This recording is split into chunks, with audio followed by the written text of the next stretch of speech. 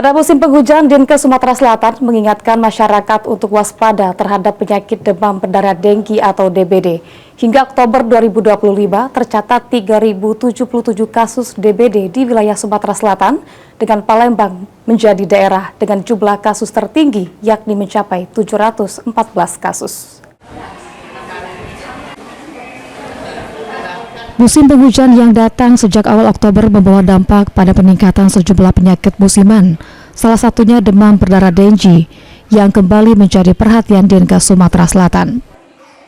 Kasih P2PM Dinkes Sumatera Selatan, Marsal Hustan mengatakan jumlah kasus DBD hingga Oktober 2025 mencapai 3.077 kasus, dengan kota Palembang sebagai penyumbang terbanyak yakni 714 kasus.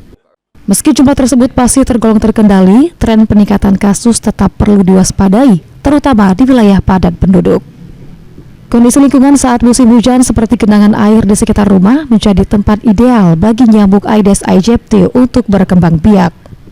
Untuk mencegah penularan, masyarakat dihimbau menerapkan gerakan 3M+, yaitu menguras, menutup, dan mengubur tempat penampungan air, serta langkah tambahan seperti menggunakan lotion anti nyamuk dan menjaga kebersihan lingkungan sekitar.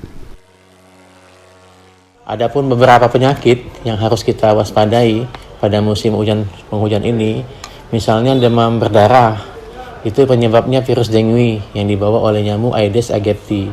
Penyebab meningkat saat hujan, banyak genangan air menjadi tempat berkembang biak nyamuk ya. Jadi pencegahannya adalah melakukan 3M+, seperti menguras, menutup, mengubur barang bekas ya, gunakan lotion ya anti nyamuk, pasang kasa nyamuk. Bisa juga kita bergotong royong untuk membersihkan lingkungan. Hafidz Zainul, PAL TV.